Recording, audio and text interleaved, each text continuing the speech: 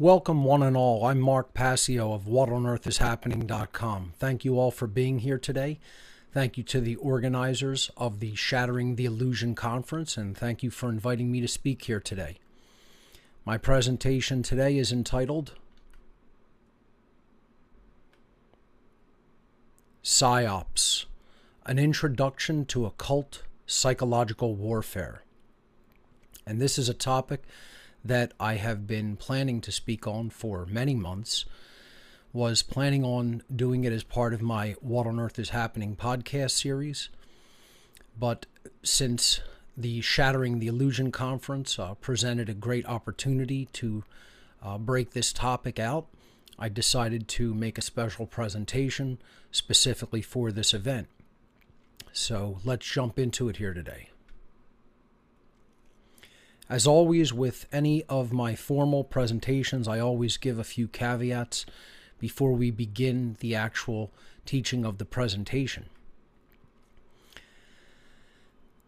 Everyone always looks to hear new and striking revelations during a presentation, and I always tell people that you will not be receiving that here. It is the same basic thing that has been going on throughout human history, and it is no exception with this presentation.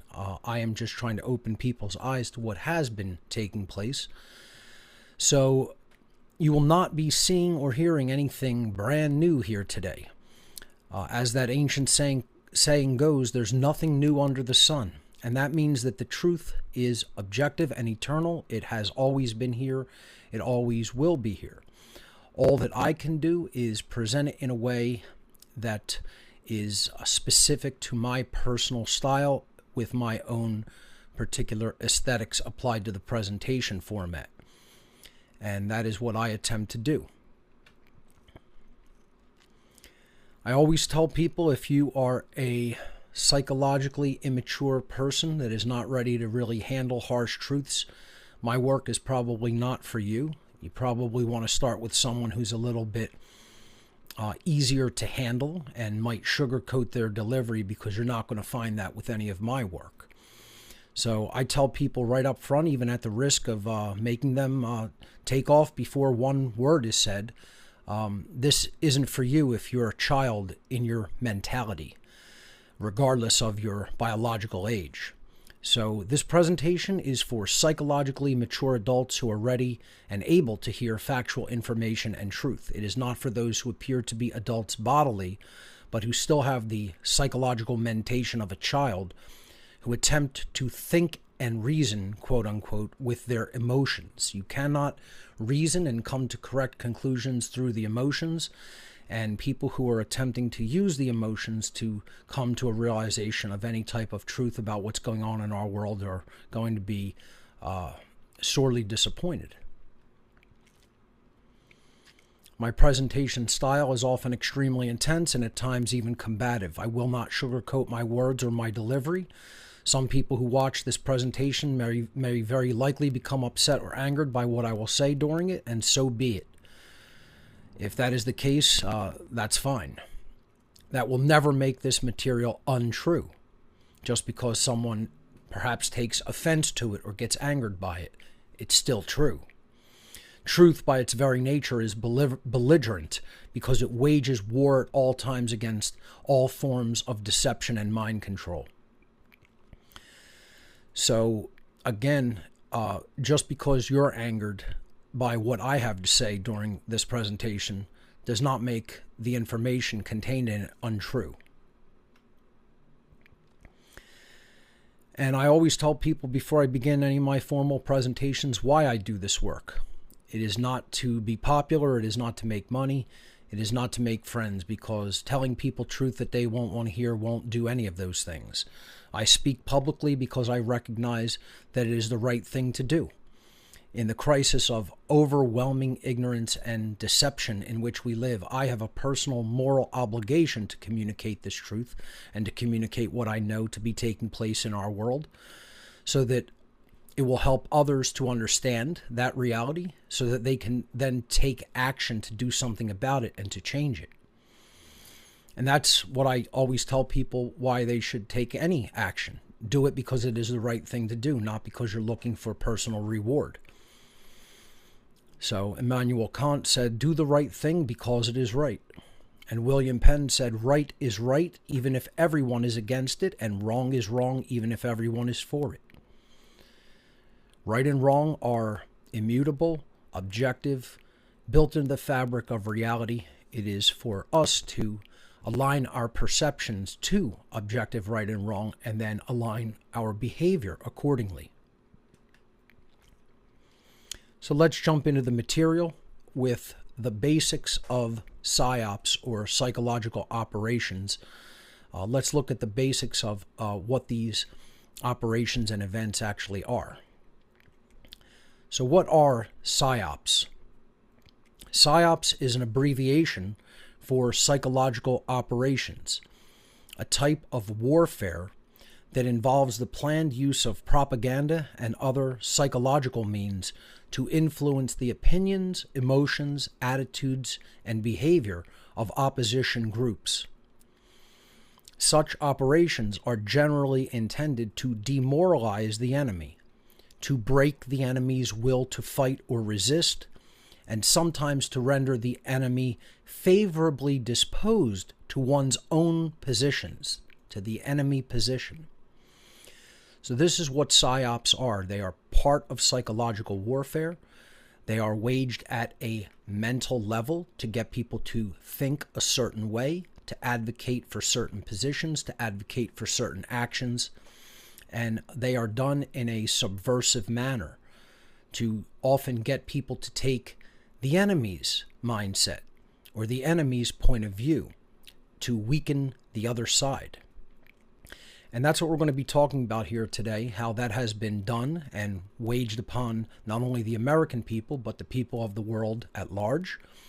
And unless we become mentally mature and psychologically mature to understand how these tactics work and operate, we are always going to be able to be persuaded by them and have them work upon human psychology so that the ruling class continue to be able to use these tactics and get what they want by their deployment.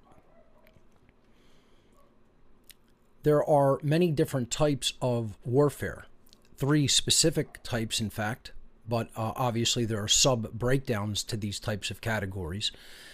For simplicity's sake, I plotted it on a very simple chart with the breakdown being conventional warfare versus non-conventional or non-traditional forms of warfare, and then overt forms of warfare, which are used out in the open and are traditionally recognized as warfare techniques, and then covert warfare techniques, or which I simply refer to as occult warfare. And the terms that military strategists in general apply to these types of warfare are as follows: phys war, bio war, and psi war. And of course, PSYOPs firmly falls into the category of psi war. Let's take a look at phys war. It is both conventional and overt. This is physical warfare, traditional combat, traditional warfare tactics and methods, which are generally recognized by just about anybody around the world as people waging conflict, waging battles, waging combat that are traditionally thought of as part of conventional warfare. They are out in the open, bombs, missiles, tanks, soldiers, machine guns, etc., and many other weapons and, deployments, airplanes, tactical nuclear weapons, etc., and you can go on and on. And people overtly recognize this as open warfare, open combat. There is nothing covert or occulted about it. When we get into biowar, which there are, again, many different subcategories and breakdowns of, you think of things like biological weapons, chemical agents, etc. And those could be conventional, non-conventional. They could be overt or they could be covert, such as introducing agents into a food supply or a water supply to affect enemy populations, etc., or spraying things very overtly out into the air, to take down vegetation, as we saw, in the Vietnam conflict with Agent Orange. So biological warfare can take many different forms, and again, it could be done at a pharmaceutical level. It could be done at a level of introducing covert agents into food and water supplies, which would take it into the covert and even possibly non-conventional territories, depending on the type of biological agents introduced. This could be done medically, as we're seeing now in the aftermath of the COVID-19 PSYOP with the so-called vaccines. So biowar can really span the gamut of the types of warfare, which is why I put it right at the cross section in the middle. But then we have PSYWar, which is largely what this presentation is going to deal with, obviously. And PSYOPs fit into that category of both non-conventional means, which are not traditionally thought of as, tactical methods of overt warfare, and they are covert. They are occult methods, as we're going to see. So PSYWar would fit into that quadrant. So it's important to distinguish between these warfare methodologies before we even begin breaking down, how PSYOPs operate and what some of the most important PSYOPs we should understand as PSYOPs even are. The next question about PSYOPs, when we're defining it and looking at the basics, is who actually conducts the operations known as PSYOPs or psychological operations. And people tend to generally think of PSYOPs as purely military operations conducted by military personnel only, because they, even if they do study PSYOPs, they look at it as, military waging it, as a form of warfare. And as I said, it's not traditional, it's not overt. So the military is certainly not, they can be involved, but they're certainly not the only people who engage in PSYOPs, most certainly. As a matter of fact, I would say the small portion of PSYOPs is waged by the military. Larger portions are really directed by people who are definitely at a higher level of power in our world, in swaying the thoughts and opinions of human beings, certainly, than military personnel. So while military personnel do carry out PSYOPs at their levels of operation when it is necessary for them to be involved in them, very large-scale worldwide PSYOPs are almost always orchestrated by what I have referred to in my work as dark occultists, who constitute the ruling class of our planet. And again, we're going to talk about how PSYOPs are actually occult operations. This is a form of occult or hidden warfare against the human populace. And again, if you want to, revisit, or if you're new to my work and you want to, learn about the occult, I have many presentations on it, many podcasts on it, on my website, whatonearthishappening.com. I recommend, of course, my seminars entitled Demystifying the Occult, Parts 1 and 2. So, military personnel can certainly be involved in PSYOP operations, but when you're talking about large-scale PSYOP events designed to manipulate and fool the people of the entire world, they are orchestrated at much higher levels, who I call the dark occult ruling class, the people who really are the mind controllers of our world, who are entrenched and enthroned behind the ostensible corridors of power, and should really rather be thought about, as we'll talk about, as ancient psychologists who understand exactly how to manipulate humanity. So at the real operational level of PSYOPs, at the highest level, we have what I would call sorcerers of consciousness at work. And these are the people who are the true puppet masters. They've been around for since the dawn of human antiquity, many, many, many thousands of years. They understand everything there is to understand about the human psyche, the human ego, human motivations, human fears, and they know exactly the strings to pull to manipulate people to get what they want. So that's who's really running the ops at the highest levels. The military, will get involved if needed at the behest of the true ruling class, and they will position them accordingly. But let's make no mistake about it, PSYOPs go way outside of just purely military operations, and at the highest levels, they're not, the shots of them are not called by the military. They're called by the occultists. They're called by the highest ranking members of the ruling class of our world. And when you really, scratch the surface of that, then you get into talking about intelligence operations and then the control of the media, because they obviously coordinate through those institutions. So members of intelligence agencies, military, and the mainstream media throughout the world then actually follow their orders that they're given by the dark occultist ruling class, and then at their different levels of operation, they conduct and implement the PSYOP both at a knowing level of that they fully are aware of what they are engaged in, and then many of them conduct the PSYOP at an unknowing level. They're just pawns in the game. They're just following orders. Often PSYOPs are run as drills that then go live, and many people do not really know about their true operational level of involvement in the op. So you have a lot of different cross-coordination when it comes to who actually conducts the PSYOP, but make no mistake, at the highest levels, the occult sorcerers of our world are ultimately drawing up these plans and calling the shots about how they are to be implemented. The next question about the basics of PSYOPs is when and where are they conducted? Are these limited operations in scope and scale? Are they done just in certain geographic areas, etc.? We have to ask those types of questions to really understand how PSYOPs work. PSYOPs in general have been conducted upon human beings by the ruling class since the dawn of human history, and all over the world, in every geographic region of our planet.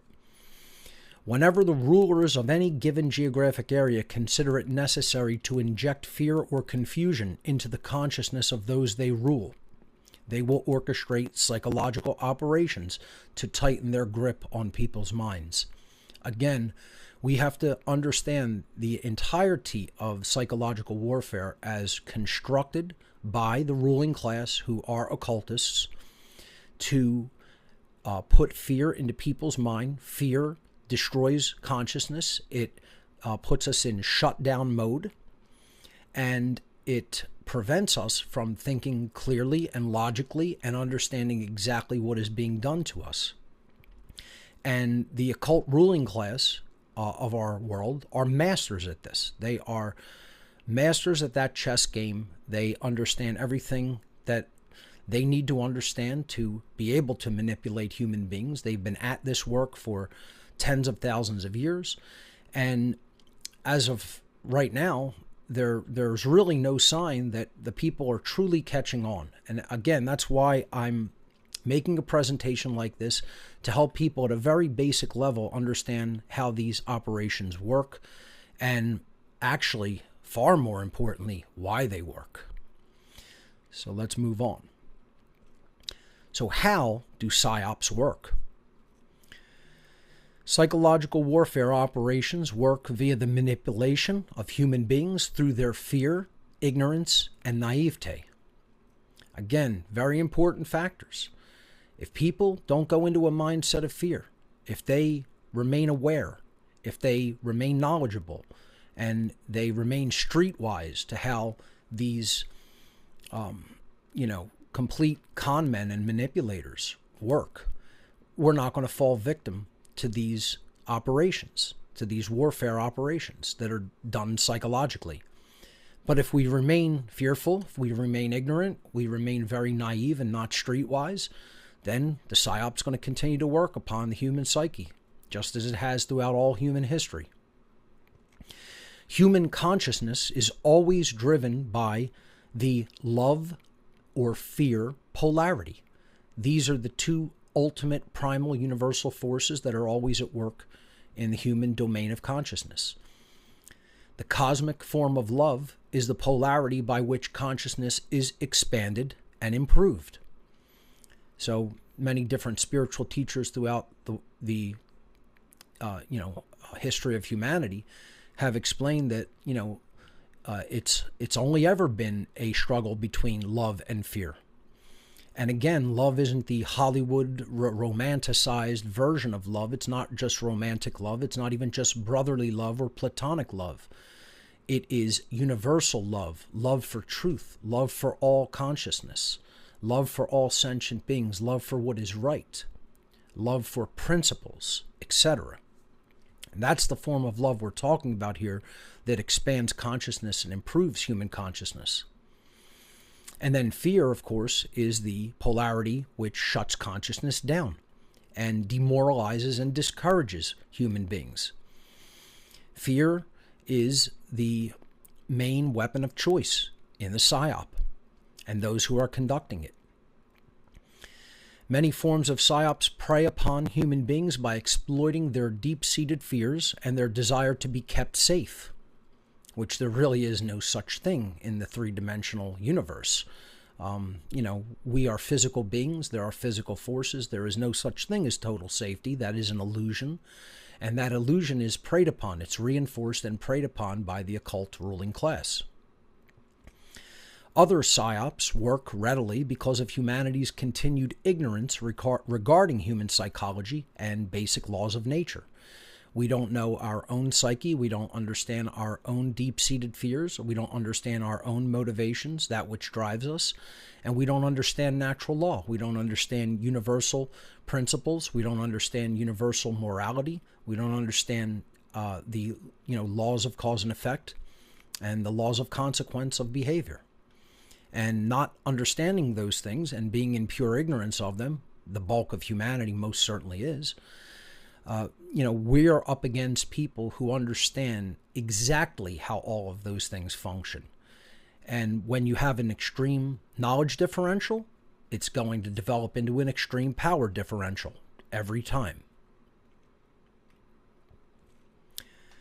So one of the cruxes of this entire presentation is what we're going to talk about right now, and that's not just how they work, but why do they work and why do they continue to work. And until this dynamic changes, forget about being able to truly defend against psychological warfare. This is what humanity has to understand and then work to improve. And that's what the great work really is improving our state of consciousness so we cannot be fooled, so we can tell the difference between truth and falsehood. So ultimately, psyops can be successfully waged upon the human population because most human beings, sadly, have not developed to a level of consciousness in which they can properly discern truth and reality from falsehood and fantasy. Now, let me say that again because this is critical. This is the entire crux of why a psyop can work upon the human population. And it sounds even overly simplistic when you hear it. But, this is what people really have to learn to accept and to understand not just that it is true, but this is what our work is to do as people who do care about the truth, as people who do care about freedom, as people who do want the manipulation and the whole con game of psychological warfare to be put to rest and to be at an end, and not to be able to be successfully waged upon human beings to destroy our freedom and our rights and can continue to put us into a state of bondage. We have to understand that this is what our work is to do to help to improve the consciousness of all human beings. That is what the great work is to do. So once again, psyops can only be successfully waged upon human beings because the vast majority of human beings, very unfortunately and sadly, haven't developed to a level of consciousness in which they are capable of actually discerning truth from falsehood. That's ultimately what it comes down to. And it's, again, I constantly go back to this as there's only really two ways that human beings can be fooled. There's only two ways that we suffer.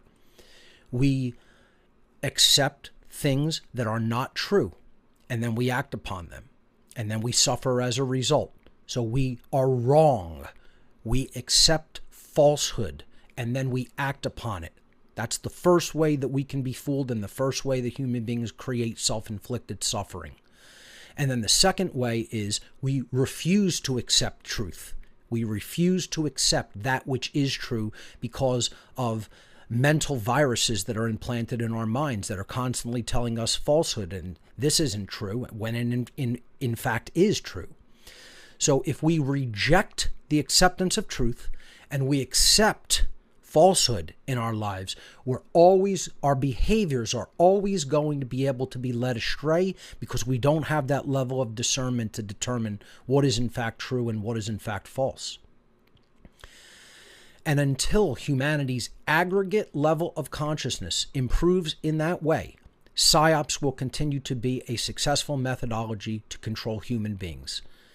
Quite simply put, we absolutely have to work to improve human consciousness to be able to detect the difference between reality and fantasy.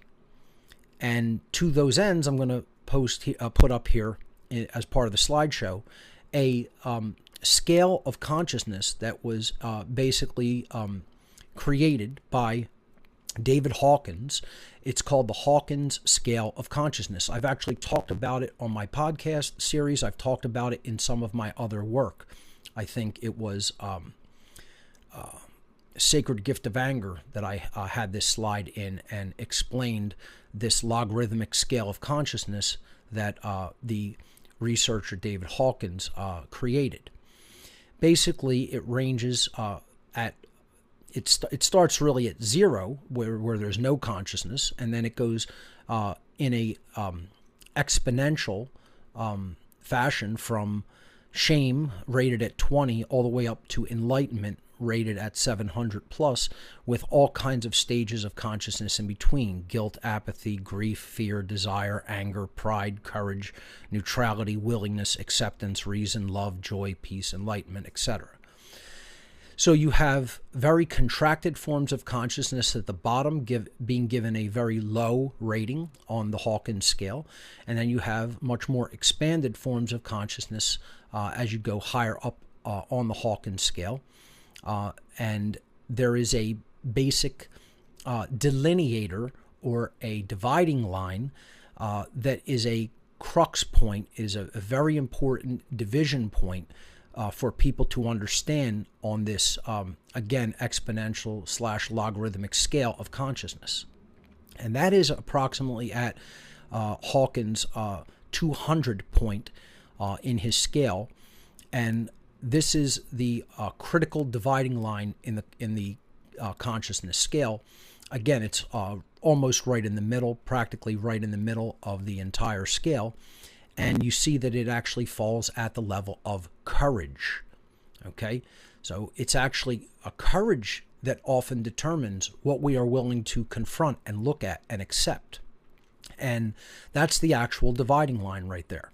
And what it represents above and below the line is if consciousness is at any of the stages below that line of courage at 200, there is in the being and in the aggregate of beings who are at that level of consciousness, there is an inability to actually discern truth from falsehood below that line. That people who are in those stages of consciousness, and they're largely governed by fear and ignorance, cannot actually tell the difference between what is true and what is false.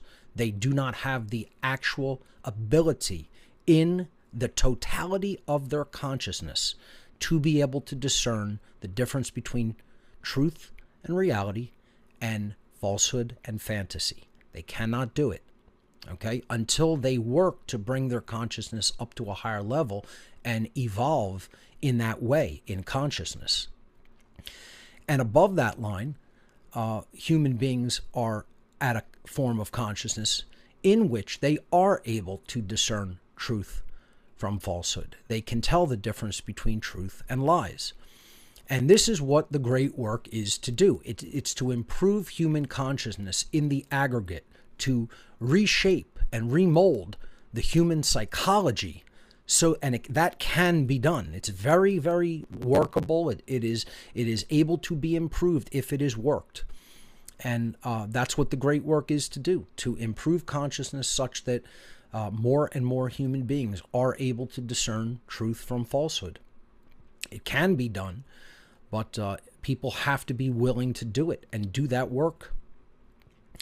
So, until humanity's consciousness is improved in that way, PSYOPs will continue to be a successful methodology to control human beings. Okay, so that's the big takeaway in this section. This is why PSYOPs work. Because consciousness is so low, in the aggregate, human beings can't tell truth from falsehood. And so PSYOPs is like taking candy from a baby. It's a piece of cake to the dark occultist. And until we, as people who do understand what is taking place and going on, reach out and continue to do the work to educate and edify others regarding how these methods of manipulation work, don't expect it to change. PSYOPs will continue to be a successful method of warfare waged upon humanity and a successful methodology of human social control.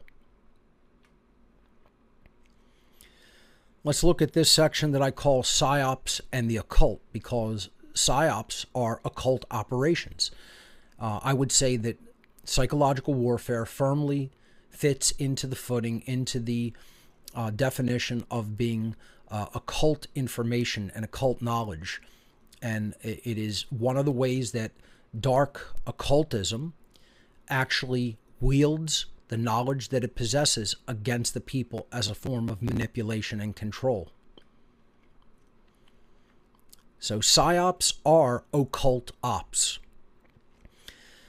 Once again, I always define occultism in this way.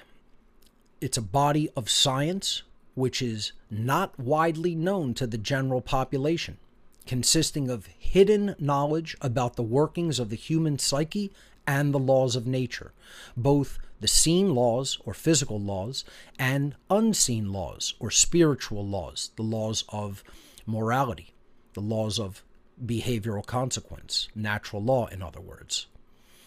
The knowledge contained within the occult sciences can be used for good or the uplift of human consciousness, and conversely, this knowledge is a double-edged sword. It can also, unfortunately, for those having a psychopathic mindset and in a degraded form of consciousness themselves, when they come into this knowledge, as dark occultists do, it can be used for evil. It can be used for manipulation, control, and even putting people into bondage and slavery.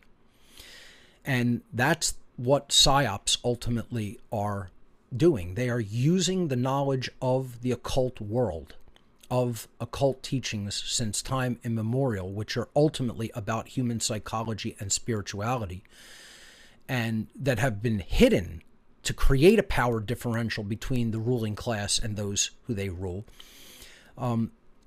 Dark occultists take that knowledge and use it as a form of manipulation and control over others who lack it, who are in ignorance of it. Again, if the knowledge of mathematics isn't present, somebody who is disposed to do so could lie to someone about how much something costs, what change that they were owed if they paid them too much, and just get away with it, because if the other person's completely ignorant regarding arithmetic and math, they're not going to know any better. And it is the same in this instance. If people are not educated as to human psychology and spirituality, it's going to be like just robbing someone who has no knowledge that they were even robbed, because they don't know how to add and subtract.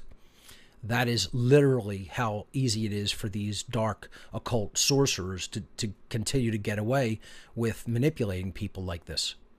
So, this photo here, this image here, I should say, is what I generally use to describe occultism in general. that it's the study of all of the laws of nature. And that would paint it in somewhat of a good light. And there is certainly a light side to the occult.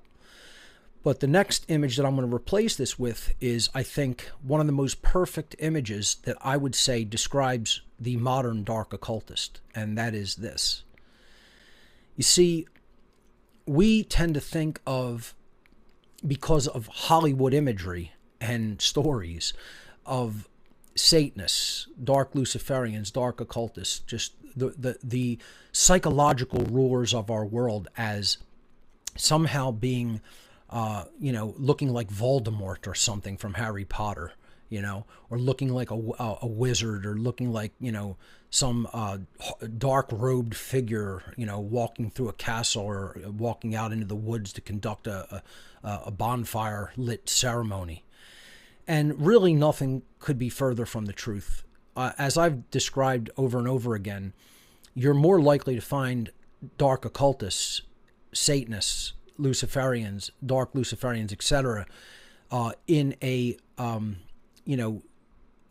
CEO office, or in a boardroom meeting of a major transnational corporation, or at the highest levels of a banking institution or a medical institution, etc. Certainly in intelligence agencies.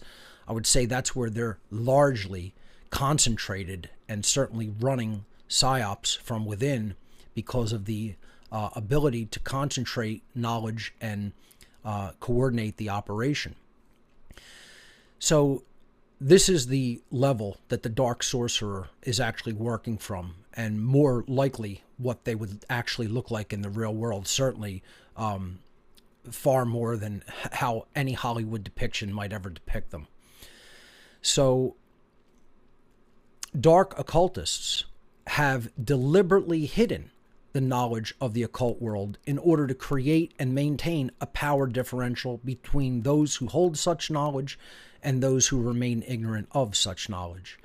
And again, I think that's one of the best images that I've found yet to paint the picture of what a Satanist is more likely to look like in our world. And that should be kept in mind, that dark occultists are the ones who are actually conducting psychological warfare and psychological operations upon the people of our planet. The dark occult agenda and how they manifest it. Dark occultists should be more accurately perceived as ancient psychologists who hold and wield hidden information in ways which manipulate and exploit the ignorant and the fearful.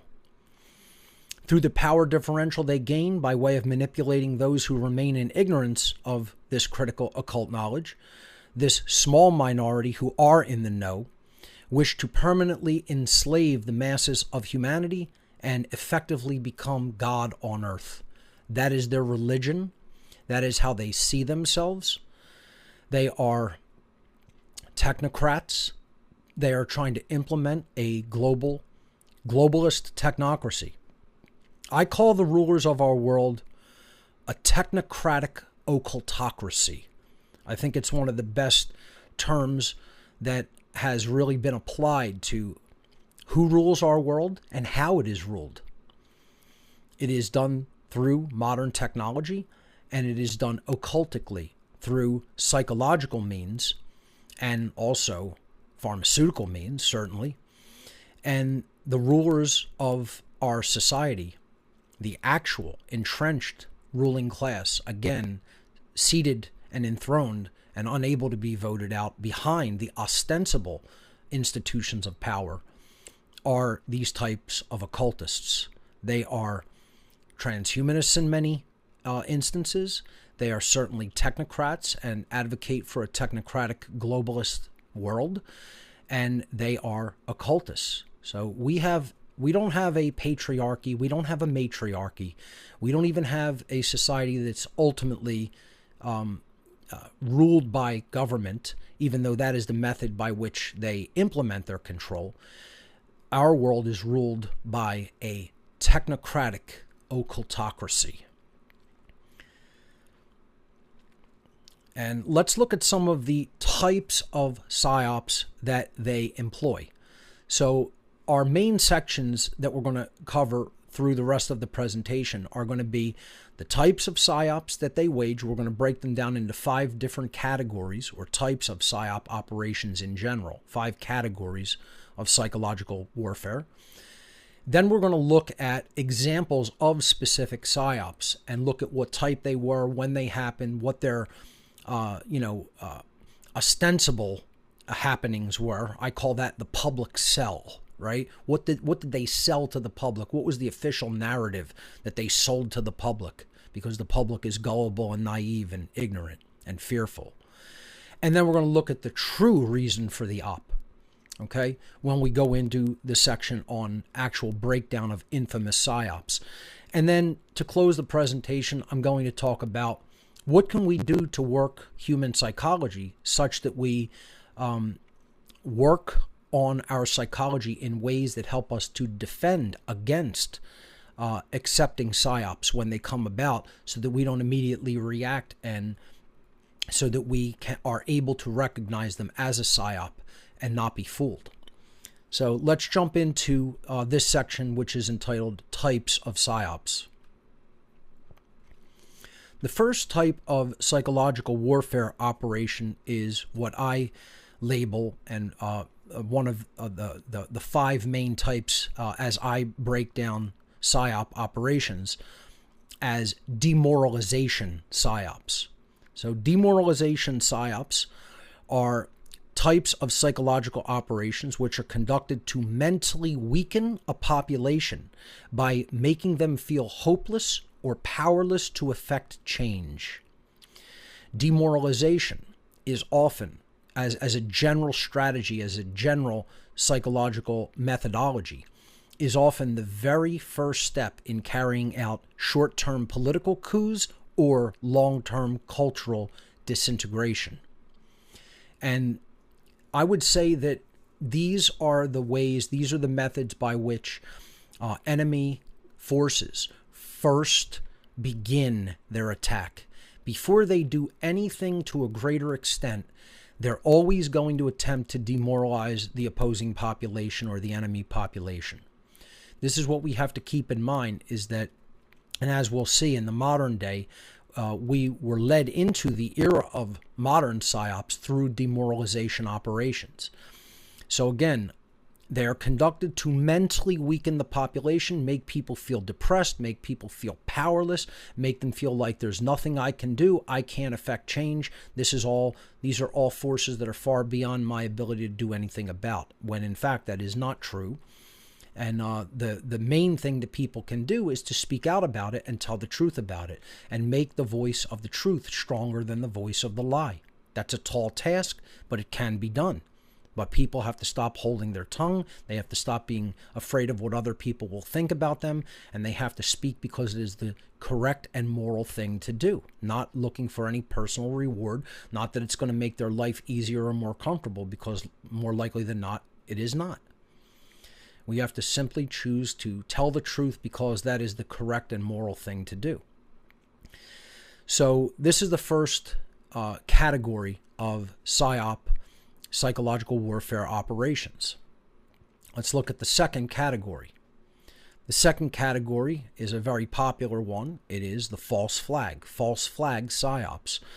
Very, very, very popular in both the ancient and the modern world, continuing right up into the modern day. False flag operations are psyops whereby a combatant attacks itself or its own assets and blames the attack on an enemy. This attack will then stir up political and moral support from the attacker's own people. The one who actually waged the attack on itself is going to get sympathy and support from its own people because they're making it look like the attack came from an enemy. That's what a false flag is. And then the people on, the side that was attacked but actually did it themselves, then will encourage the aggressor, the one who instituted the attack on themselves to begin with, who is trying to do that to justify going after the enemy because they don't want to look like they started it, okay? The people will then encourage the aggressor to respond against the perceived enemy with even more aggression. This type of PSYOP has also been called problem reaction solution by many analysts and researchers. It is the Hegelian dialectic of a problem reaction solution, or thesis, antithesis, synthesis. It means that you have a pre-planned notion or idea of what you want to implement, but you know that you can't make a quick jump to go from point A to point B because the people may resist that. They may say, hey, we don't want to get involved in that. We don't want to go to war with these people. We want peace. And so you wage a bombing, or you wage a false flag attack against your own people, and then the people get whipped up into a fearful frenzy. Oh, what are we going to do about this attacker? And it actually came from their own government, their own intelligence agencies, etc. False flags are incredibly successful because people still don't understand what they are. They don't understand how they work, why they work.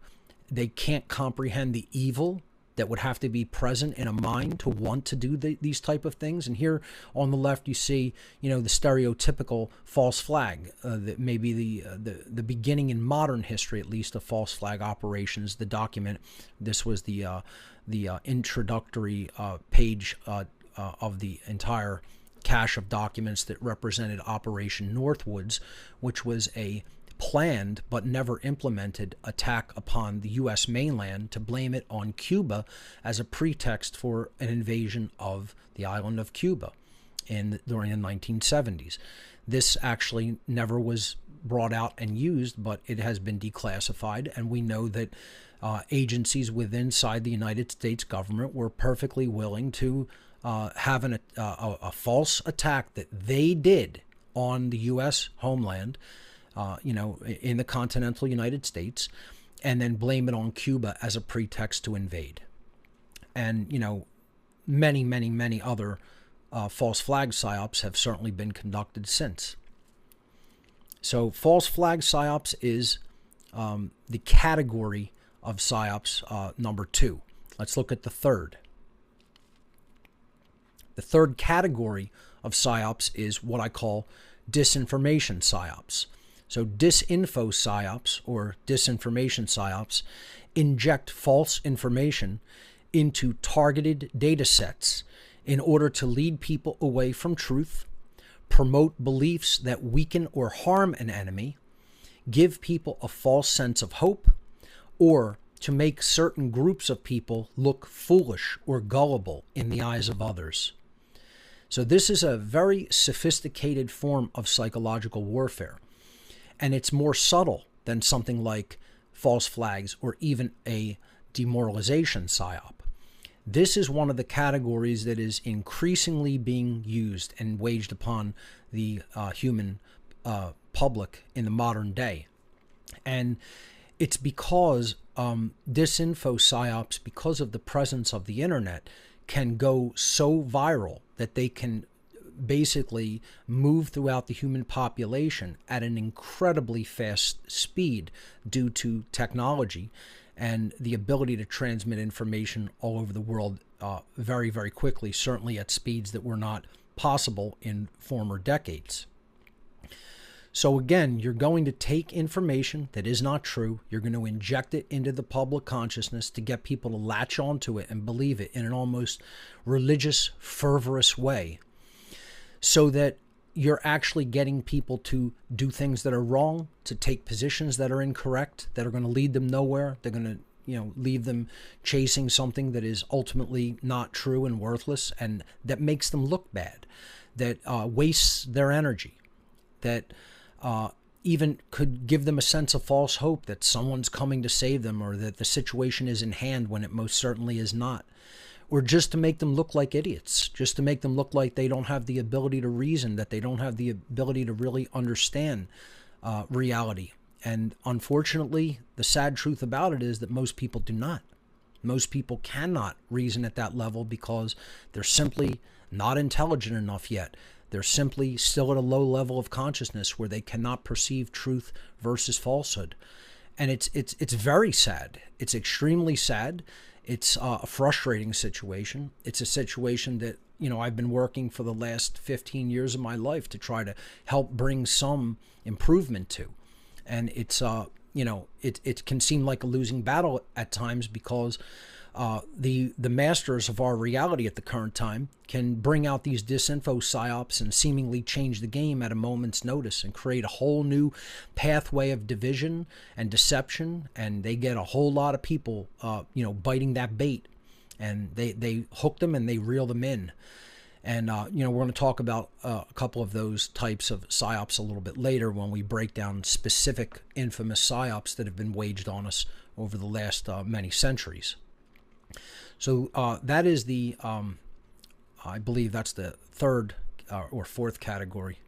Yeah, that's the fourth category of psyops. So let's look at the fifth. I'm sorry, that's the third. This is the fourth category of psyops, which is stand-down psyops. So stand-down psyops are exactly what it sounds like. To get someone to stand down, to get someone to desist and not follow through with a specific course of behavior. And it's easier than people would imagine to get people not to take action. To get people to be mobilized and take action is actually a very, very difficult task in the modern world, because most people want to be left alone. They do not want to leave the comfort of their homes and their lives and take action in the world and disrupt their lives in ways that they feel are uncomfortable to do.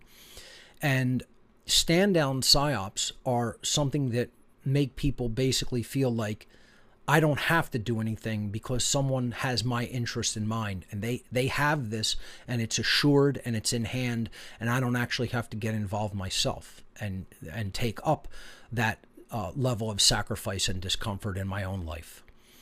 So stand-down psyops are conducted in order to make people believe that someone or some group external to themselves is going to, quote, save or, quote, rescue them from their current serious or dangerous situation. The belief that someone is coming to help them, or that some other person or group has the problem in hand, makes them enter into a stand-down mode of consciousness, and thereby take no real-world action to improve their own situation in the immediate or long-term sense.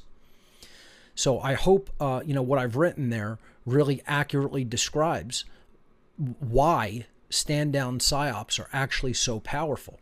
I mean, imagine getting a whole bunch of people to think in their minds psychologically, my action is not actually required to rectify this situation. Someone else who is external to myself or an external group has my own interests at heart to such an extent that they're going to have the situation in hand and they're going to deal with it so that we don't have to, as the average Joe public, member of the public, okay? It's very sinister, and it's very, very, very effective. And the reason it's effective is because people always want to think something external to themselves has their interests at heart. They don't want to feel alone. They want to feel like somebody else has them in hand and is protecting them. And it's all going to be okay. And they don't actually have to do anything because more important people than themselves are actually working on the situation and working on the matter. And they're going to have it resolved. And everything's going to be okay. It's an extraordinarily childish and naive mindset that is unfortunately so prevalent in the human population, because most of the human population, again, is not really at a true psychologically sophisticated form of adulthood. They may be adult in their bodily look, and their biological age may indicate adulthood, but in their actual mentation and psychology, they have not evolved even to a level of true adulthood, let alone a higher level of consciousness. So it's a very sad situation that so many people fall for disinfo and stand-down psyops, and again, we'll get into them in the next section. stand down psyops, so important to understand. Of course, you have things like the New Age movement, which we're going to talk about, part of stand down psyops, something that I've done whole, presentations, whole seminars on. Destruction of the action principle, the sacred masculine principle of action. Without action, nothing gets changed in our world. So again, disinfo psyops, very sophisticated, subtle, occult, getting people to believe in things that are completely incorrect, and that takes them away from the true battle and, demoralizes them, makes them look bad in the eyes of others. Combined with stand-down psyops, creates more division, gets people not to take action, gets people to look at things like, this isn't something that I need to be personally involved with, truly, because we have people and groups at much higher levels of action and much higher levels of importance than myself that have this in hand. And nothing could be further from the truth. Nobody's coming to rescue us. There are no organized white hats. There are no saviors. If you believe that, they got you hook, line, and sinker. Hook, line, and sinker. They own you lock, stock, and barrel. And it's sad. It's a shame that so many people fall into this mentality, because it is the mentality of an ignorant child. So the last and fifth category of psyops is worldview psyops. And a lot of people would not even recognize worldview psyops because they're so deeply entrenched. They literally, it literally just blends in with the background form of consciousness of humanity. Worldview psyops, often the question that you have to ask is not how many people believe in them, but how many people don't believe in them. Because the majority of human beings buy into worldview psyops. Again, this is mind control at the highest level. You could look at worldview psyops as. So, worldview psyops are conducted to completely change the way whole populations think about reality and the human condition. These types of psyops are actually the least recognized by the human population as a whole, because they are so deeply ingrained within human cultural, quote, norms. In fact, worldview psyops are the oldest and most widely employed form of psychological operations conducted by the occult ruling class throughout all of human history. They're the oldest, they're the most widely employed, they're so deeply entrenched that it's not even a matter to ask how much of the human population accepts them, believes in them, has made them their religions, but we just have to ask how few people don't believe in them. How few people have actually escaped the thrall in their mindset of worldview psyops. Very, very few percentage-wise. That's why the world's still in the condition of slavery. That's why human beings are all ultimately still enslaved, because worldview psyops have worked upon the ways that we generally see reality and ourselves and our entire society, what we believe to be true, what we believe to be acceptable, what we believe to be moral. And because those psyops have worked upon the human population, that is the exact reason that the human condition is slavery. So that completes the section on the 5 specific types or categories of psyops. And again, that is my breakdown, and that is a broad general overview of the specific types of psyops as categories. Now let's look at individual psychological warfare operations from a recent historical perspective, but I will say that these infamous psyops are both ancient and modern. And perhaps it would have been better to write here modern and ancient, because we'll look at some of the modern psyops that have been conducted upon humanity, And the ancient psyops are really the worldview psyops that have been around forever since human beings have been here on this planet. So we'll look at those after we look at some actual more modern ones. So let's jump into this section. The first and perhaps the most widely known psychological warfare operation and form of a coup was the John F. Kennedy assassination and subsequent cover-up of the real way that the assassination was planned and conducted. So in this section, again, we're going to cover a few categories on each of the slides regarding the PSYOP, the particular PSYOP. We're going to give a date if it was a single event, the day or days that it happened. If it's an ongoing thing, the general range of dates that it takes place on or is still taking place. And then we'll look at the type of PSYOP as basically defined by the last section of this presentation, which was the 5 general categories of PSYOPs as I define them. And then the public sell, which again is the official narrative that the media, the government, the media, the ruling class give to the people to believe. And then the true purpose of the PSYOP, which reveals, it strips away the ostensible reason or the ostensible explanation and explains why this PSYOP was actually conducted. And then the status of the PSYOP, whether it is complete or whether it is ongoing and still active in the world.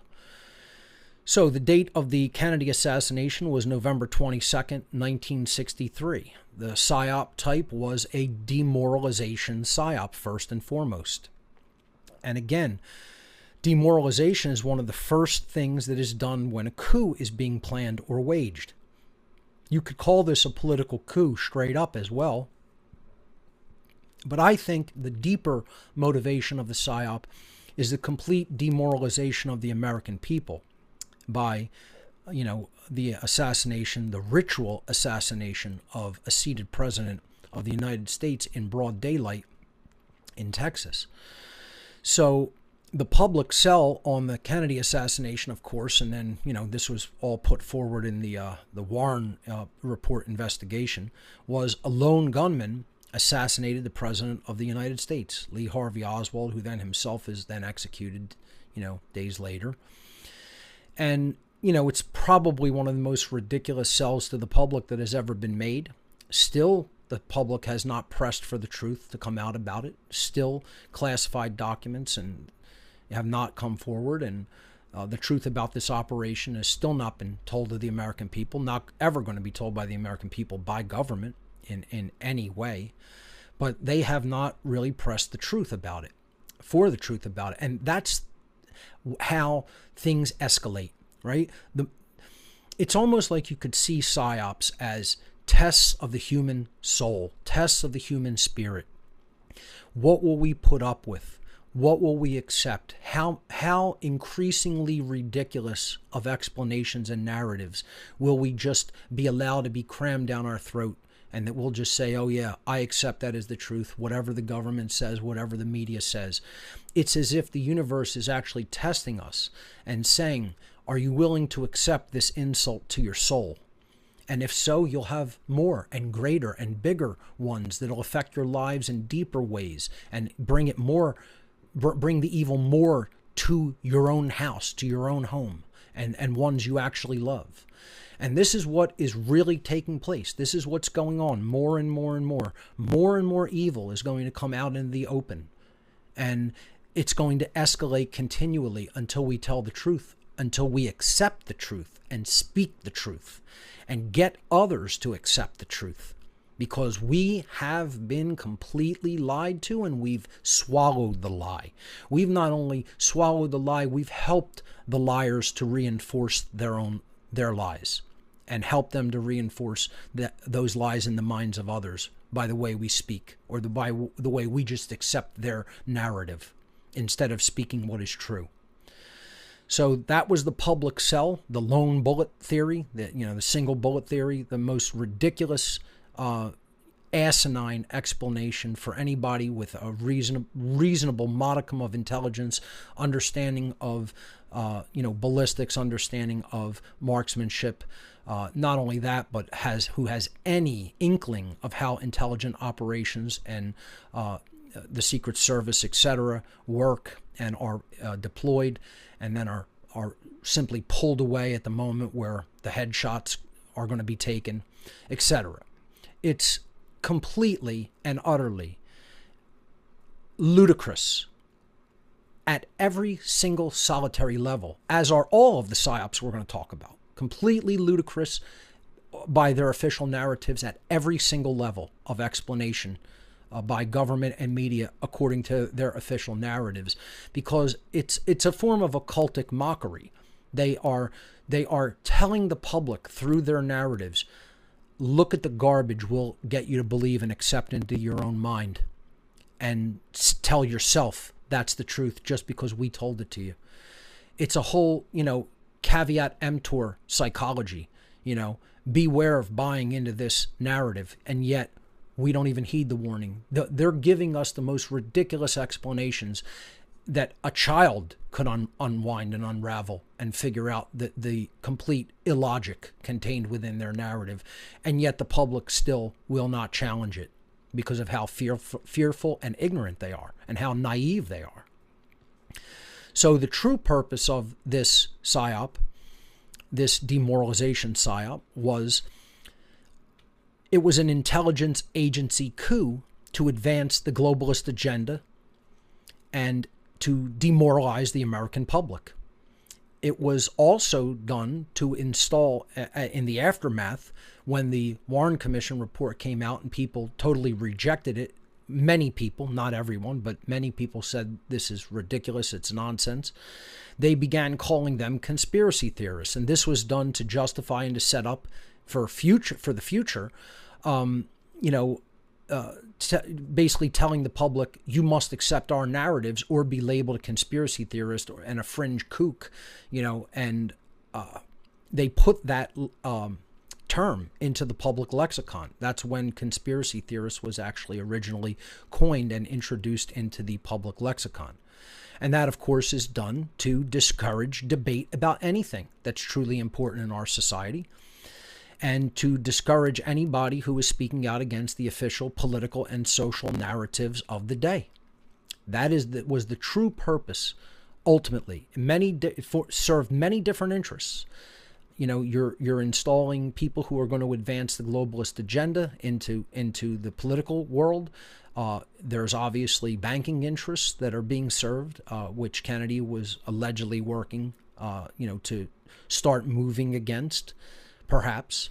And then, you're demoralizing the public as a result. You're staging a political coup, and you're also setting up future techniques to discourage people from entering into true constructive debate against official narratives by calling them conspiracy theorists. Brilliant from the point of the chess masters, who are the sorcerers of consciousness in the dark occult world. They know what they're doing. They know how to implement it. They obviously were working with many different intelligence agencies to coordinate this one, and groups and factions. And again, it was pulled off and completed. So that's why I labeled the status complete. The public did not really challenge this narrative, and it served its objectives fully. So I would consider the status of this particular PSYOP complete. So let's move on to the next one in our list of infamous PSYOPs. Of course, because people did not tell the truth about what was going on with the Kennedy assassination, and they accepted the official narratives and lies regarding that, it gets ramped up. And now we have a PSYOP that affects thousands of people instead of one or a few. The 9/11 mega ritual. Not only is this a PSYOP, this is a mass death ritual, and probably done with occult weaponry, occult technology, that we still don't really truly understand. But the method isn't as important as the why. So let's look at 9/11 from a perspective of psychological warfare. The date, of course, September 11th, 2001. We just passed the 21st anniversary of this ritualistic murder event and false flag. So it is, of course, the PSYOP type is false flag and demoralization PSYOP. Okay, so it's served a dual purpose. You could fit this into both categories. Certainly it's a false flag first and foremost, and then a demoralization operation in an ancillary capacity. The public sell on the 9/11 mega ritual was that a group of Muslim terrorists attacked the World Trade Center and Pentagon. And of course, if you even look at the 9/11 Commission report, again, it's even far more ridiculous than the Warren Commission's single bullet theory. Anybody with a physics education and a basic understanding of mechanical forces, general dynamics of motion in physics, with a high school level physics education in physics, could tear this official narrative down in minutes. It's something I actually did and belabored to go through the physics of 9/11 and giving the official story tons and tons of added credence, even in the equations as you lay it out, making it most conservatively in favor of the official story. And still it can't work out. It's impossible, according to the laws of physics, for buildings to collapse into their own footprint the way we observed that they did, unless other forces, unseen forces, are working to remove the path of resistance, the material in the direct path of resistance. So, again, you could spend years analyzing or looking for the how and the specifics of the physics, etc. But that's not ultimately as important as the why or the true purpose of the event.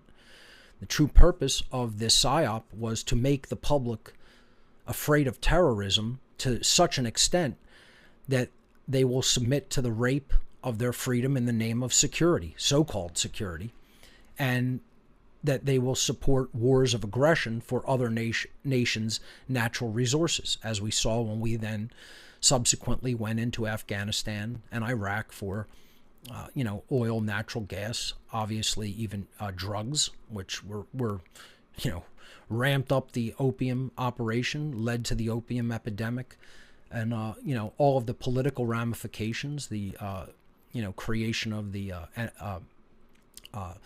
Homeland Security, and the TSA, and just a complete degradation of Americans' rights, which are human rights. And our society became more of a surveillance society as a result, etc. So many, again, different converging goals that they accomplished. And the 9/11 truth movement was ultimately a long-term failure. The public still buys the official story of this event, still listens to what politicians say about it, what the media say about it, even though they're all liars, and do not recognize it as a false flag, do not even understand the strategy of the false flag or why they would destroy their own buildings.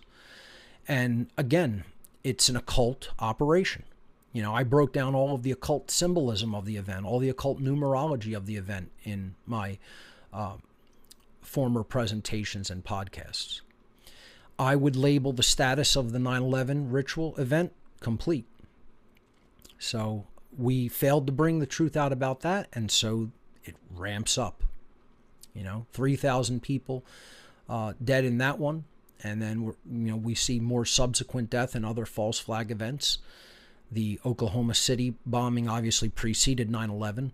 9/11 being the huge, large one that many people see as a complete change in paradigm. And then the 7/7 bombings, the Madrid train bombings, the Boston Marathon bombings, on and on and on, with many, many other false flags as well. Obviously, these are mass murder rituals to justify further government intrusion into our lives and the continued degradation of human rights and freedom. So obviously we won't be going into all of them, but I just wanted to, mention some of the more highly well-known false flag operations that have been so successful. I would probably label just about every one of those as complete, having reached their objectives that the occultists who set them up wanted, because our world has continued to spiral into tyranny ever since all of these, because the truth about them has not fully come out and been accepted by the vast majority of the public. And again, once that happens, the world will bring us more death, more destruction, more rampant tyranny, because if we continue not to say no to it, we're tacitly agreeing and saying yes to it, and then the universe will say, well, give them some more. That's how karma really works at an aggregate level, on the aggregate scale. It says you don't want to tell the truth about an event that affected a few people, then a few thousand, then we're going to get into events that affect millions of people, and then eventually billions. So the next one is the, of course, massive lie and psyop of that there were weapons of mass destruction being harbored in Iraq in Saddam Hussein's regime. Again, this is an extension of the 9/11 psyop, of course. The beginning date was March 19th, 2003, when we eventually conducted the shock and awe campaign in Iraq, beginning the, official part of the war following, sanctions, etc. The Fizz war, began March 19th, 2003. The PSYOP type was disinformation and demoralization. Again, the disinformation was largely spoken by the Bush administration and his cronies like Cheney and Colin Powell, etc., telling us that the Iraqis and Saddam were building nuclear weapons, and the final form of the proof that they have weapons of mass destruction was going to come in the form of a mushroom cloud. How many times they pumped that out over the nightly news. The public sell of this operation was Iraq is harboring weapons of mass destruction and must be invaded. The true purpose, however, is quite different, that all these liars, from what all these liars told us. It was, of course, a continuation of the 9/11 PSYOP narrative that, we needed to clean up terrorist regimes in the Middle East. It was to initiate a war of aggression for natural resources, mainly oil, in the oil fields of Iraq, and to build permanent military bases in the Middle East as launching points for other acts of military aggression. I would label this as complete. The status of this PSYOP is also complete because the truth about it has never been really truly fully accepted. And again, from the same people, the same liars in the media, the same paid liars who gave us weapons of mass destruction in Iraq every day for months leading up to the invasion. They are the same lying pieces of dirt that brought us the COVID-19 narrative. And we still believe them. I always harp on this. You're believing the very same people to tell you the truth that told you that there were weapons of mass destruction in Iraq. Really? I mean, imagine this. It's unfathomable that this is how ignorant and naive the human public still is, that they would believe deceivers and manipulators like that so easily. Then, popularized in the, early part of the 21st century, the mass shooting psyops that just seemingly continued forever and are still ongoing. I put a conservative date of 1999 to the present here, and this type of psyop is also false flag and demoralization, just like 9/11, very similar to weapons of mass destruction. That's a disinfo and demoralization. This is a false flag and demoralization psyop, and we can go on and name all the different events of school shootings and mass shootings, but they all have a very similar pattern, a very similar psychological profile, if you will. They're sold to the public in much the same ways. It's injecting terror, injecting fear, telling people that guns are responsible, that we have to limit access to the type of weaponry that the American public has. And it's ultimately a disarmament. It's ultimately a disarming agenda to disarm the American public. So the public sell is that gunmen are terrorizing the public, especially school children, with mass gun murder. Now, again, I'm not going to speak to the dynamic of how many of them are no problem reaction solution rituals, psyops, where they don't even need to actually conduct the event, and it could be a fake variation on this theme. Some of them are that, some of them are not. They'll interject different methodologies. I would say different methods of destruction were employed on 9/11. Different methods of terror and fear are used in these mass shooting psyops. Again, that will upset people on both sides. Some people think they're all fake. Some people think they're all real. It's a mixture. And they do that for reasons of plausible deniability and to keep people guessing and to make people fight amongst each other. The how and even the what aren't as important as the why. I'm going to go back to that theme. You got to understand how they do this and why they do it. You could fight forever over the method. And unless you were actually involved, you're not going to know the exact specifics on that. That's why it's not as important as understanding why they're doing it. What is the ultimate long-term agenda, instead of getting all wrapped up in taking sides and fighting on how they did it. The true purpose of all of the mass shooting psyops is to make the public so afraid, again, falling for the psyop because of fear, that they call for gun control measures, and the American public is slowly disarmed over time. Again, if someone's in fear, they don't know themselves. They don't have a true relationship with creation. They don't have a true understanding of natural law. If you live your life in fear, you're going to be easy prey for the dark occult. You're going to be easy prey for the Satanists. It's a piece of cake for them to manipulate fearful people. People who truly know themselves are going to be far more difficult to manipulate. This form of psyops is, of course, still ongoing. And then, again, because the truth isn't told about all these other psyops, again, it's going to ramp up. See, this is a natural progression in natural law, I have to say. I have to reiterate that, okay? And then it starts to affect more and more people. So the COVID-19 psyop now affects millions and potentially billions of people. This started, obviously, in late 2019 to the present. And the psyop type is demoralization and disinfo. The public sell on this psyop is a new deadly virus is killing millions of people worldwide. And the government and the CDC and the WHO and all the media just push this narrative down everyone's throat, leading to shutdowns, etc., forced, mask wearing, business closures.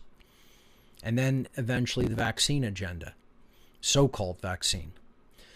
The true purpose of this psyop, and it is a psyop, is to inject fear, pun intended, inject fear of a public health emergency into the public so they accept lockdowns of society, take toxic DNA altering and immune system destroying injections, and accept an increasingly totalitarian regime that increases its control over all human beings and resources. Read that a few times if you have to, folks, because that is exactly what the COVID-19 psyop was all about. And the truth has not been told ultimately about this in the aggregate of humanity, and the effects of the COVID-19 narrative and psyop are, of course, still ongoing. Again, I broke this down, the dynamics of this, fairly extensively in my presentation called The Real The Real Pandemics was the subtitle. So,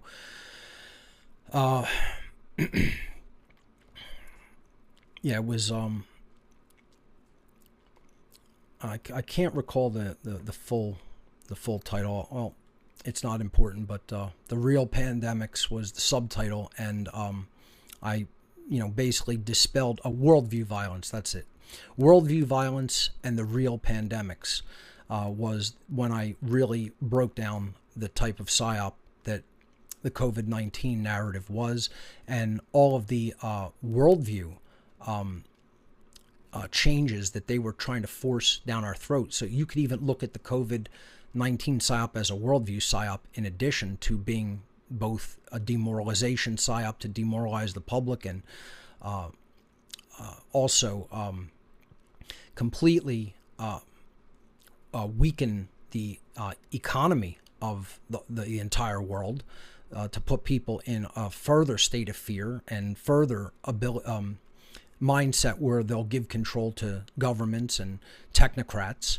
Okay, so it's a destabilization psyop as well. So you have demoralization, you have destabilization, you have disinformation, because they're clearly giving people a worldview that is completely false regarding the spread and deadliness of this so-called disease. And it's a worldview operation as well. So this one really spans the gamut. As far as the type, you could put it in just about any category, but I largely label it as demoralization and disinformation. And again, for some more commentary on it, see my worldview violence presentation. And I label that one as ongoing, because again, the truth still has not come forward in enough of a large way regarding it to dispel the disinfo of it. So now we have this other big psyop that came along in the early 2000s and is still ongoing. And it's quite sad that people believe the nonsense that is put forward by this psyop. Now we're going to talk about modern psyops that people have really latched onto as a religion before we get into some ancient ones. The date of the Hitler was the good guy psyop began around the early 2000s to the present, and I'm going to say conservatively. It probably goes back before that. The psyop type is a disinfo psyop. The public sell of this psyop, largely through books and documentaries that are complete fabrications of human history and lying to people to get people to believe this psyop, was that Hitler and the Nazis were actually on the side of right during World War II. And the historical accounts of World War II regarding the evils of Nazism are fabricated. And again, it is not to say that there are not mistakes and or even deliberate disinformation injected into history. But the whole point is they want to sell people on that notion to such an extent that they then take the side of the Nazis, and in doing so look ridiculous. You're going to advocate on the side of a totalitarian regime that brainwashed their population through occultic methods and say that they were the good guys. Yes, our society is doing that largely because the Nazis never really gave up, and they went underground and they reformulated, and they and the communists and technocrats ultimately shook hands behind our backs and then said, we'll defeat America and ultimately the world, create a unified one world system, a new world order, a great reset, and then we'll divide the spoils of war in the aftermath after we get our main enemies out of the way. So the true purpose of this psyop, to get people to believe in revisionist history and to believe that Hitler was the good guy, is to associate those gravitating to the belief in this psyop with the general freedom movement, to then, in a guilt by association identification, to associate the freedom movement in turn with racism, Nazism, and white supremacy. So you see, they can paint people as total extremists who believe that Hitler was the good guy and that the Nazis were the good guys in World War II, and who want a form of neo-Nazism to rule over the world. You're going to associate this with people who are simply advocating for freedom, because many people in the freedom movement, because of their unsophisticated psychology and ability to reason and come to accurate conclusions about true world history, latch on to this PSYOP operation and believe in it like a religion. And it's still ongoing. I mean, this became very popular around 2013, 14, 15, many documentaries released. And this PSYOP is still around, still ongoing. You still have tons and tons and tons of people in the freedom movement who buy into it and believe it. And it's a shame. It's a shame because intelligent adults should know better, and that's the problem. Many, many people within the freedom movement itself and even the anarchist community are not intelligent adults. That's the problem. That's the sad fact of the matter. And that's why they're able to get away with convincing them of PSYOPs like this. Another big PSYOP that has been running since the late 1900s and is still ongoing is that the Founding Fathers were actually the bad guys. So this is the Founding Fathers were the bad guys, in quotes, PSYOP. Late 1900s to the present conservatively is the date. The type is disinformation and demoralization. Again, the public sell on this PSYOP is that the American Founding Fathers were nothing but greedy, immoral, racist slave owners. And for anybody who's really done a deep, in-depth dive and study into the history of this time period, nothing could be further from the truth. This is revisionist history, once again, and pure fabrication. And it's a very complicated dynamic to understand. It is. This time period in history needs to be investigated in a serious, scholarly, and sophisticated way to understand the nuances of it. And there's obviously not enough time in this presentation to go into all of that. But, pardon me.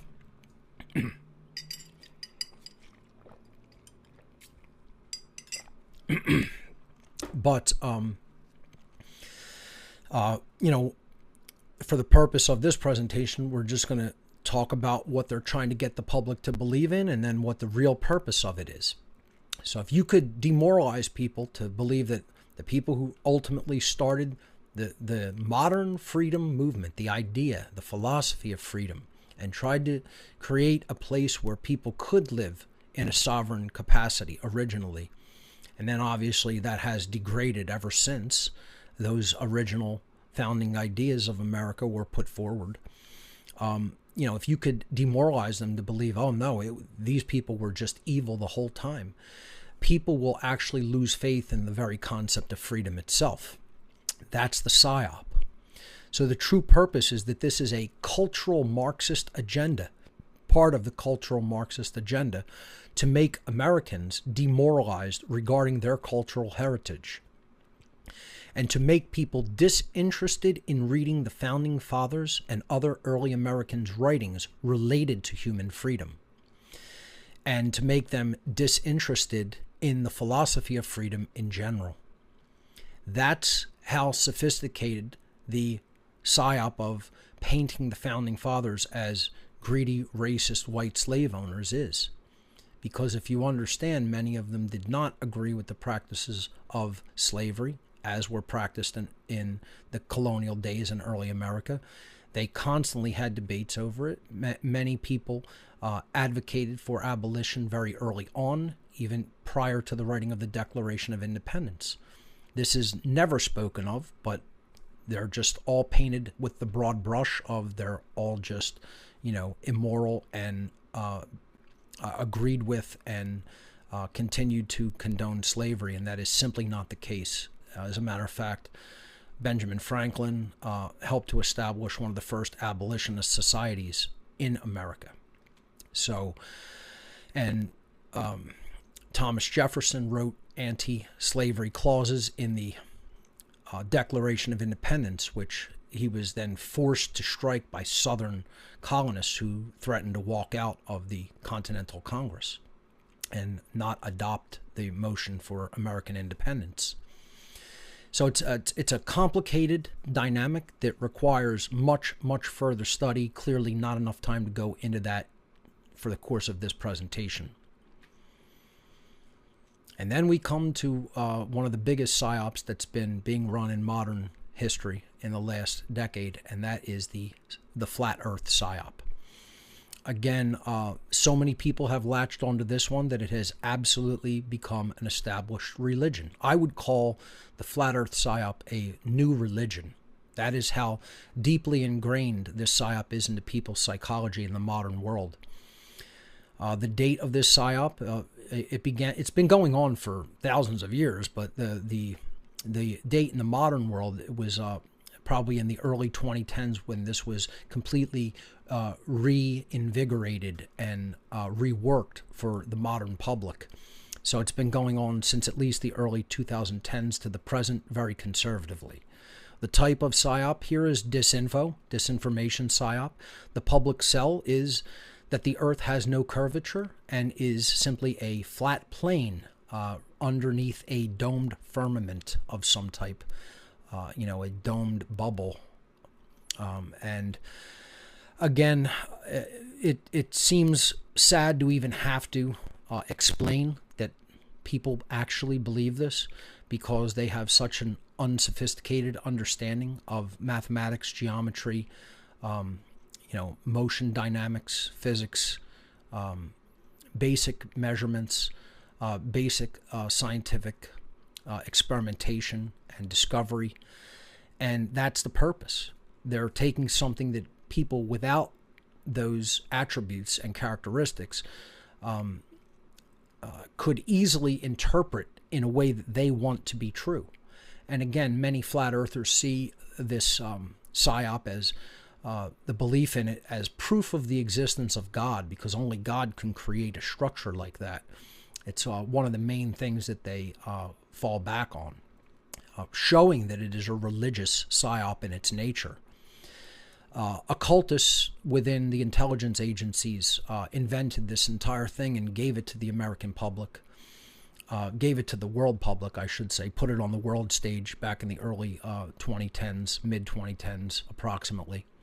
The true purpose is to associate those gravitating to this belief in this PSYOP with the general freedom movement as a whole, in order to associate guilt by association, the freedom movement, with those having low intelligence, low understanding of true natural science, and who possess little to no ability to reason correctly.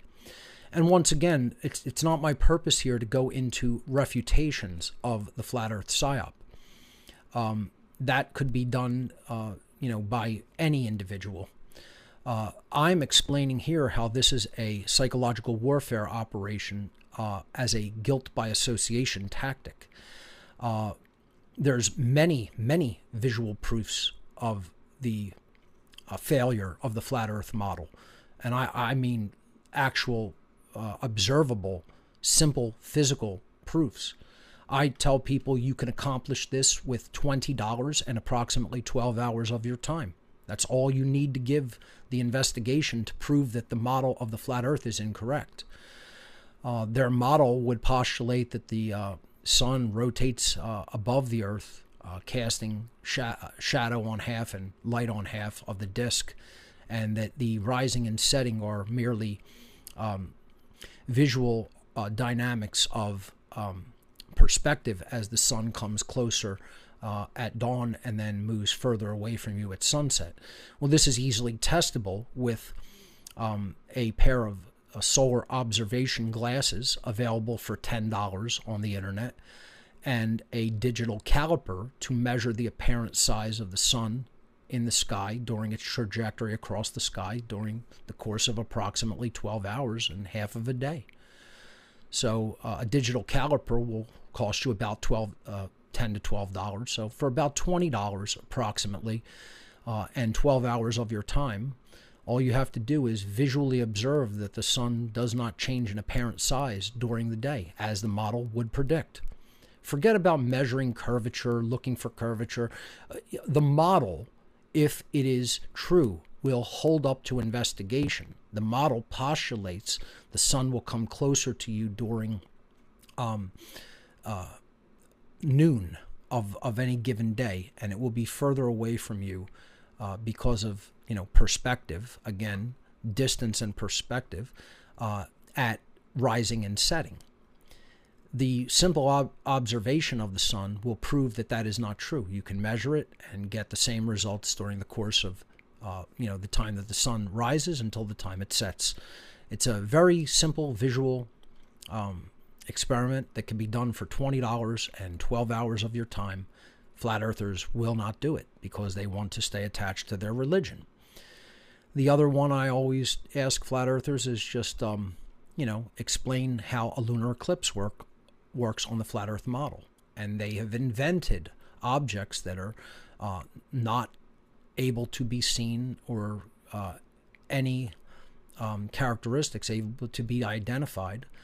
They call the shadow being cast across the moon that it is made responsible by the shadow object. They actually invent an object that casts a shadow on the moon that does not exist because they cannot admit that the curved shadow on the moon is in fact that of the Earth. And there's many others. I'm not really going to belabor talking about this psyop by going into refutations of it. That could be for someone else and at another time. The psyop is there to make people in the freedom movement look like fools for postulating this notion, running with it, and then associating other people with it so that other people will then go, oh, you believe that government is evil. What are you, a flat earther too? You believe the earth is flat? That's how the psyop works. The psyop works through a guilt by association strategy. You get less intelligent people within a movement to latch onto the religion and belief system and model that you're putting out that's completely false. That's how disinfo works. You latch onto it, you look like a fool, and you make other people in your associated movement look like a fool through guilt by association tactic. That's the psyop that is inherent in the flat earth psyop. And people simply need to go further into an understanding of motion and dynamics and geometry, etc. It's all part of the trivium, which we'll talk about momentarily. Another modern psyop that has gained incredible traction very quickly is the Q psyop. The date on this is 2016 to the present, of course, following the election of Donald Trump to the presidency in 2016. The psyop type is disinformation and also a stand-down psyop. The public sell on this one is a group of anonymous white hats are working from inside U.S. politics, intelligence, and military to reform America and bring elite globalists to justice. And that is what Q believes. The Q followers believe this, the Q movement. They believe that a group of anonymous agents are working inside government and military and intelligence agencies, and these white hats have our interests in mind, and they're going to get in there, they're going to arrest all the bad guys, they're going to send them to Guantanamo, and all of the problems of America are going to be solved by this inner order of QAnons. And this is a stand-down psyop. Again, this is very, very, very reminiscent of Operation Trust during the Bolshevik Revolution. Operation Trust was people from inside the Bolshevik revolutionary movement putting out word to loyalists to the czars that people on the inside were going to stop and thwart the Bolshevik Revolution, and communism was not going to take root in Russia, in Tsarist Russia. And they put this notion out there that this group was going to save the day. And this internal operation of the Bolsheviks and their supporters was referred to as Operation Trust, to get people to trust that the matter was in hand and they didn't have to work against the Bolsheviks and take any real world action against them, that others were working on that from inside Russia, and that matter would be resolved. Well, we know how that worked out.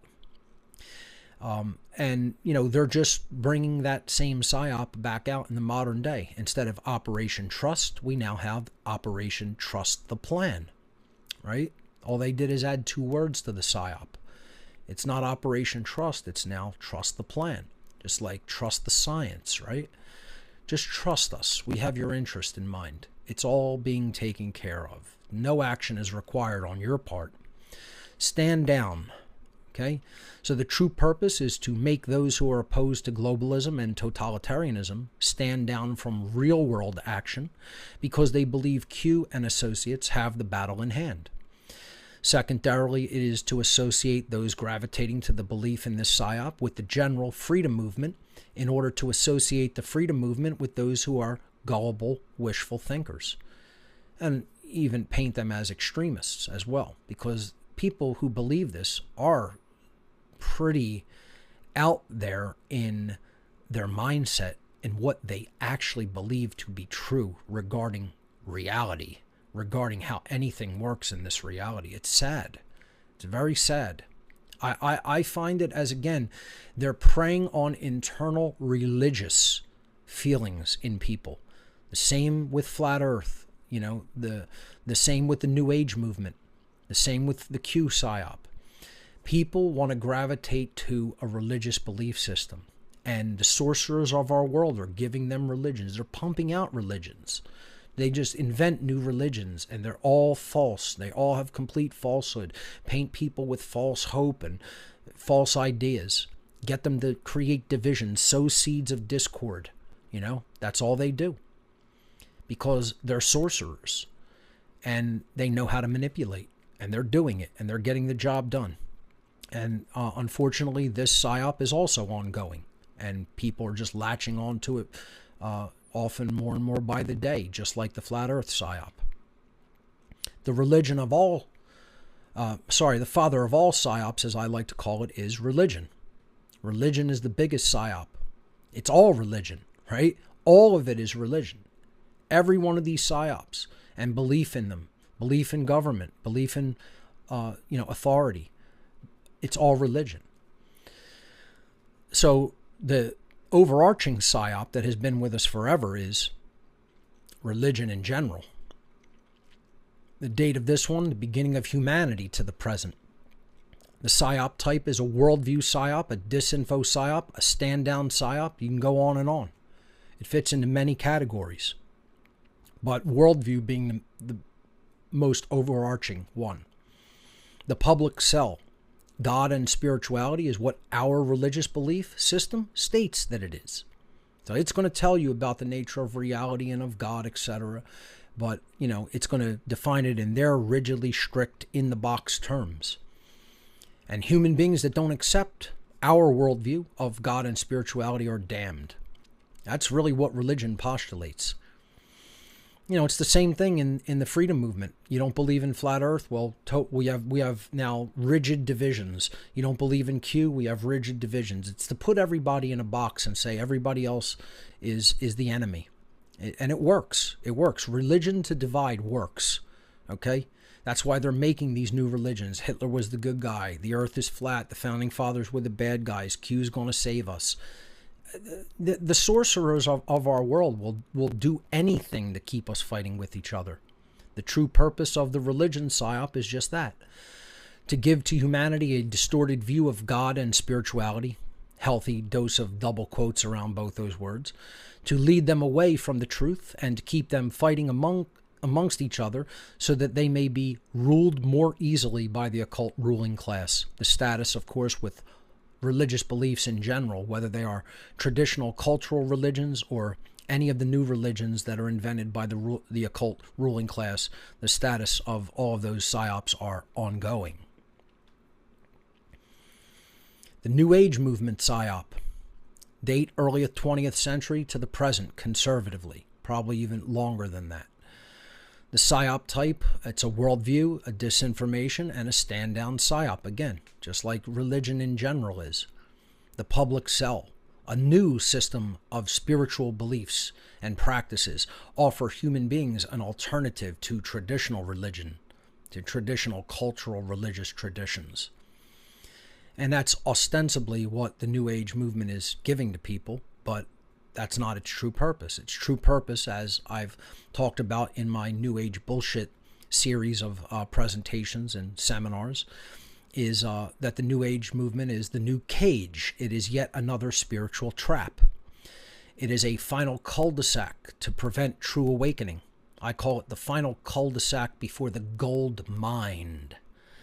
You know, not the gold mine, the gold mined. Before the mind is finally purified and enlightened and made whole, you're going to put people into that last cul-de-sac cage that's not new. It's a very old trap of false spirituality. And, you know, it has teachings of false so-called spirituality sprinkled with some truth to make the poison of the psyop more palatable to the masses of people. You're not going to swallow the pill if it totally tastes like poison. So they put a nice sugar coating of truth around it, and then the inner core is completely poisonous. It's not true spirituality. The New Age movement always stresses thought and emotion while leaving action on the back burner, quote unquote. Meaning, don't emphasize action. Just thought and emotion, thought and emotion. Where's action? Where's the masculine principle? See, the New Age movement is to destroy the sacred masculine principle. And this psyop is also ongoing, with millions and millions and millions of people worldwide latching onto it and believing that they understand true spirituality when in fact they've just been led into another trap of the ruling class. And then, you know, we have the biggest psyop of all, which, you know, the belief in this is going to be even more difficult than the belief in authority to dispel. And that is the belief that money is value, or even represents value. So the money psyop was created approximately 7,000 years ago, give or take, to the present conservative estimate, possibly even longer. The psyop type is worldview psyop, of course. The public sell is that money in its various forms represents a medium of exchange for items that have intrinsic value to human beings. As we've talked about before on What on Earth is Happening, the only intrinsic value is true principles, truth itself, human intelligence and care, and then extending into human beings themselves, life, and then the means of preserving it through what you can, obviously breathable air, what you can drink, what you can eat, how you can shelter yourself from the elements, and how you can protect those things through weaponry. And yeah, pretty much in that order of intrinsic value. And the money psyop gets us to create a mental construct regarding value because of the problem of trading goods and services. And many people will take exception to this and say, no, this isn't a belief system, this isn't a religion, this isn't a psyop.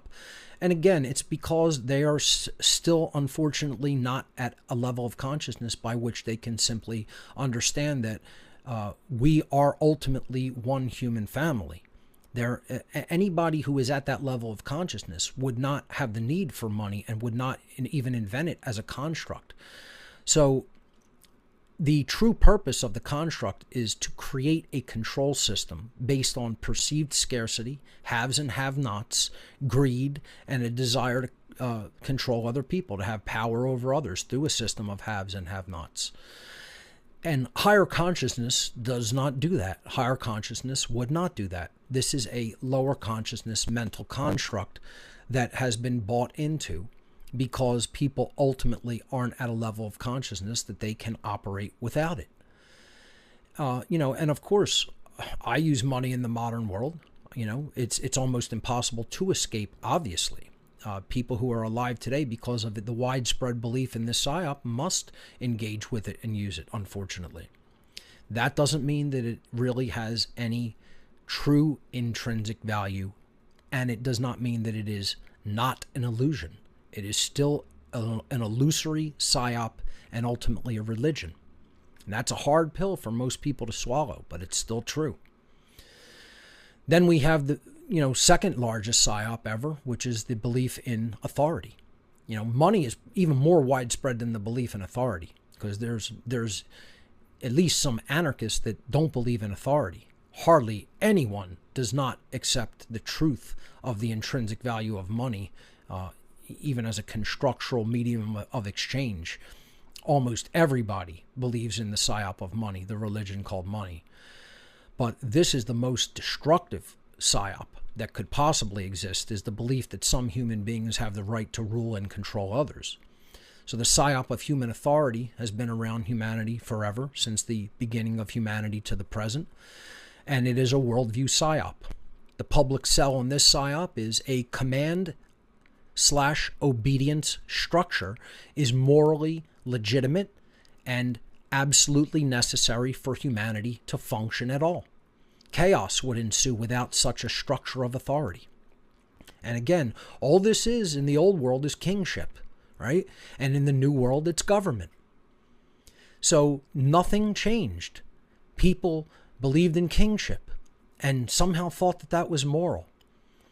Kingship was never moral. It's violence. It's one person imposing their will on everybody else at the threat of violence, because he got some people to believe his blood made him somehow gave him the magical right to rule other people. You know?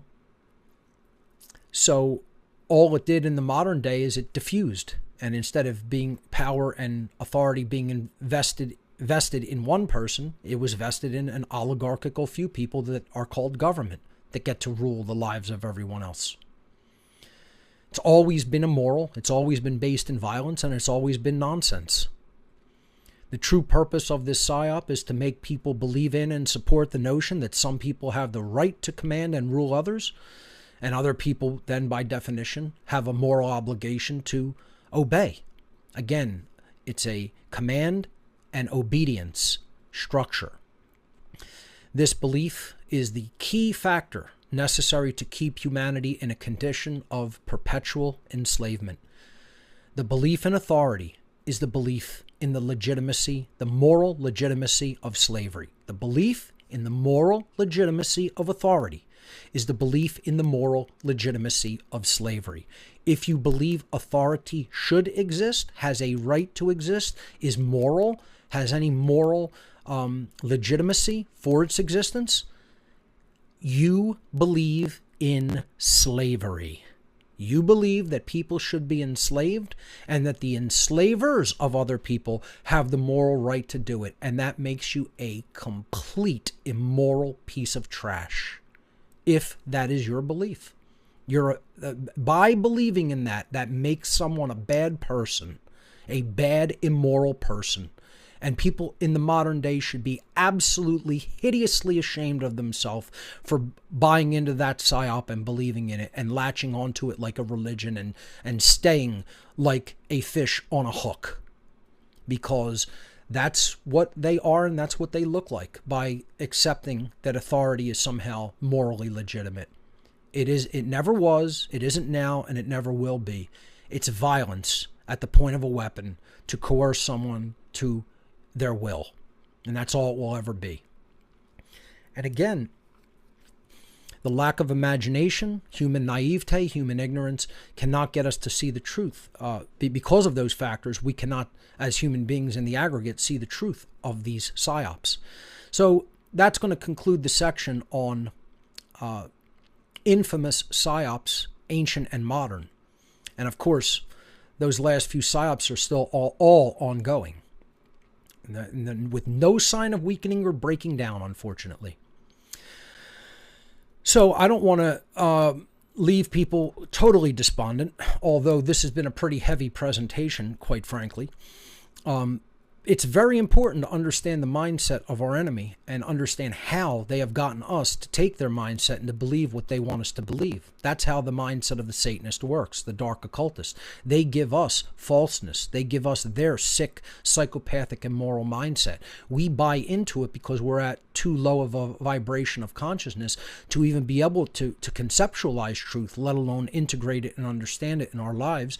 And therefore, we then take on a lower level satanic mindset, and that easily gives the higher level Satanists and dark Luciferians, dark occultists, who are the true controllers of our world. It makes it a piece of cake for them to rule us, because they don't. If we don't accept their mindset, they cannot fool us easily. And ultimately, that's their strength. That's the biggest hand that they play, is that they've given us their mindset. I've explained that in my de facto Satanism presentation earlier this month. And what I want to do in this last section is leave people on a little bit of a positive end to the presentation by giving them some practical techniques that they could use to defend their mindset against PSYOPs in general. Again, these can't be looked at as isolated methods. They have to be looked at as practical techniques to be used in conjunction with the exploration of the human soul and spirit and the improvement of human psychology and the improvement of the human spirit to truly help to build oneself and recreate oneself into a better and more moral human being. It's all about understanding natural law ultimately.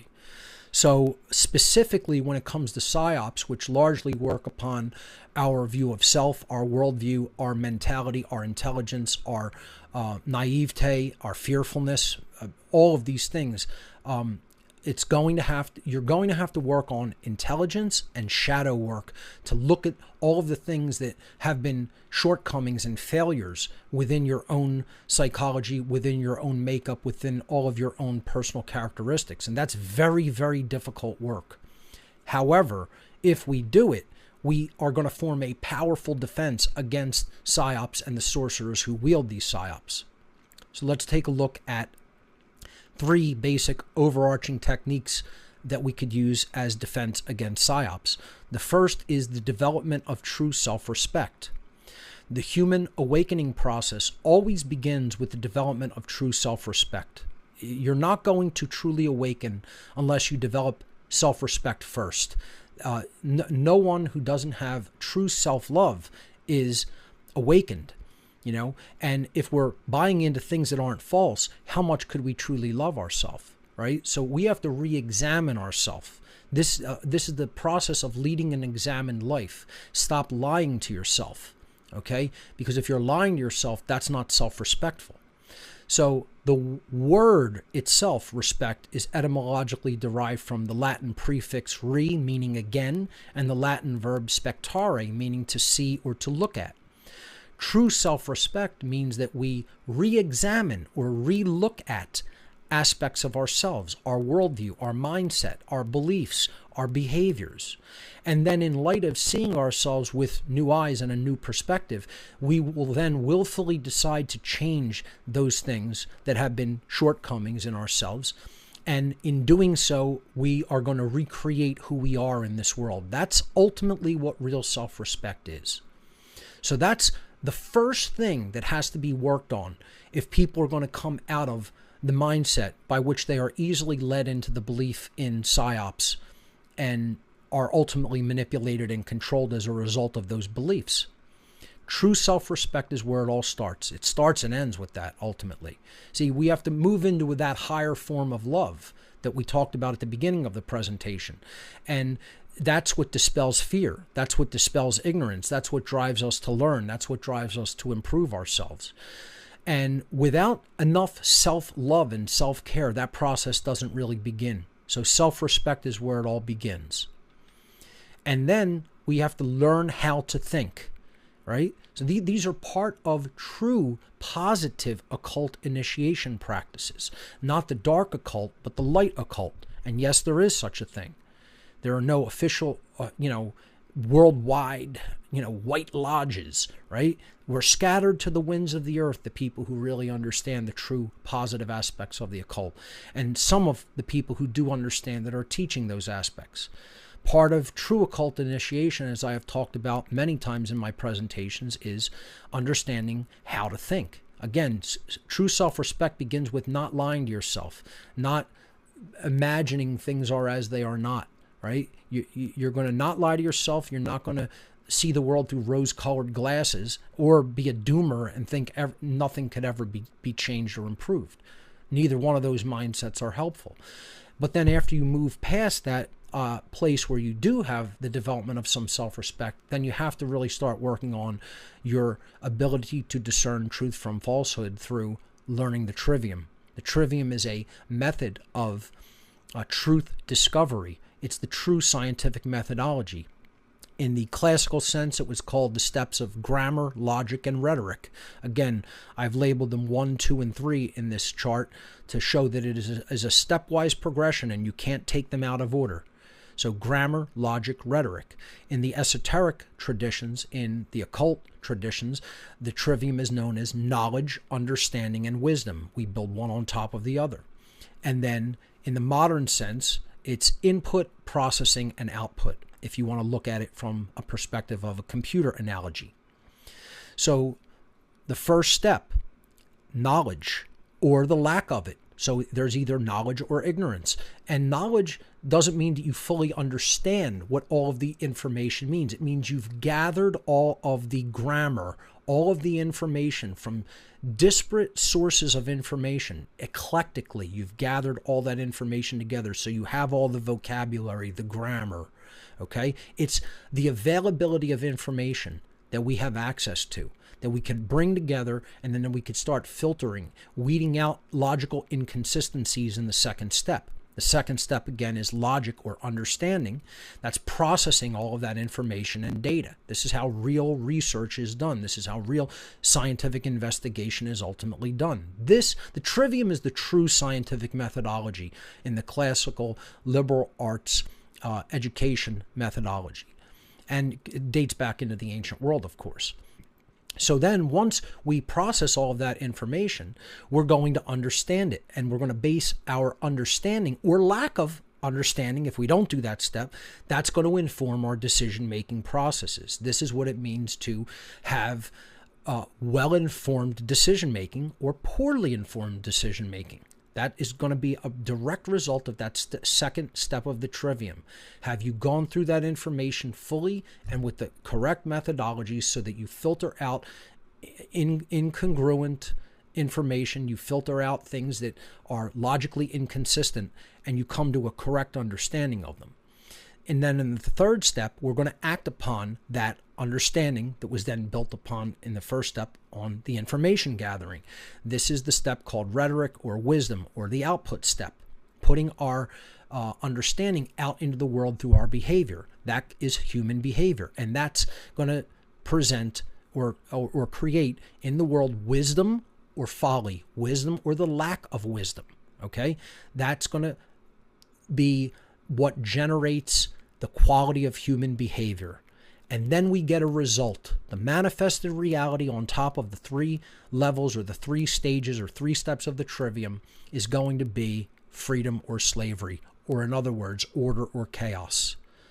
And that is, we are creating that in the aggregate. It's not that each individual person creates their own reality. The quality of everyone's consciousness all together in the aggregate creates the reality of all on our planet. That's how the true laws of karma and the true laws of attraction work under natural law. And if you understand the trivium and you understand this process, you understand how we all collectively co-create our reality together.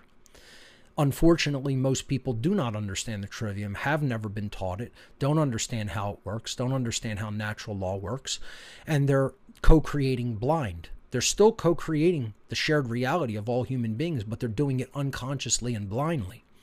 Only truly understanding the trivium and how it works is going to help people to create our reality consciously and wisely.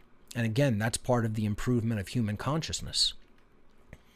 And then finally, and perhaps the most challenging and difficult of all work there is to do, is to really work on improving the dark aspects of human psychology. And in fact, what may be the ultimate, deepest underlying psychological reasons for why human beings fall for psyops to begin with. And that is because they have not done internal shadow work and worked through trauma, looked at all of the dark aspects of their personality and the negative things that have happened to them, perhaps during childhood and early childhood. And they have not resolved those traumas and worked through them to heal them. This is what shadow work ultimately is, what it means to do it, to sit quietly with one's thoughts and reflect and understand, why do I behave this way? Why have I chosen what I've chosen? What is the trauma that underlies some basic decisions that I seem to make, even though those decisions don't serve me and don't serve who I am and don't serve what I say that I want to manifest in the world? And again, this meme on the right here that I place next to the woman who's casting the shadow of the dove, it says most people's egos are too large for them to fathom the possibility of being fooled. We don't even want to think about the possibility that we have been fooled, we have been manipulated, we have been deceived, because no one wants to look at themselves as a person that got duped. We want to see ourselves as reasonably intelligent and not falling in a sense of stupidity for lies and deception and manipulations. So in the ultimate form of shadow work to try to defend against psyops, we have to sit with ourselves and ultimately ask ourselves the one overarching question: why do we want to continue to believe in whatever psyop we currently believe in? Why? What is that fulfilling in us that we lack? Or how is that acting as a proxy healing that's not really healing anything, but we imagine it to be healing something deep inside of us that is broken or wounded? And we have to stop allowing these false beliefs and manipulations to be used as psychological proxies. Ultimately, that's what the occultists understand that they're doing. They understand that people have some need for being led and being kept safe from whatever danger, perceived danger, is out there. This is an ancient psychological tactic based on primal fears that exist within us all. But if we work through those traumas and fears and work toward healing through true shadow work, true psychological, spiritual work and development, that's very challenging, very difficult to do. But I've spoken about many techniques on how to do it on my podcast and in some other presentations. And the main question we focus on is, what inside of me wants to believe the lie, and why, ultimately? Then we're going to work through it. Then we'll work that trauma out, and the psyop will not work upon us successfully anymore. And if we could help other people to do that as well, and do that in the aggregate for most of humanity, there's a chance, possibly, that we could work our way out of the situation of the current human condition of slavery if a real effort is made in that regard. And that is my hope, and that is why I present presentations like this. So, ladies and gentlemen, I really hope that you've enjoyed my presentation, an introduction to psyops, an introduction to occult psychological warfare. I'm Mark Passio of WhatOnEarthIsHappening.com. Thank you to everyone at Shattering the Illusion and all of the other participants in this great conference. Thank you for your kind attention today.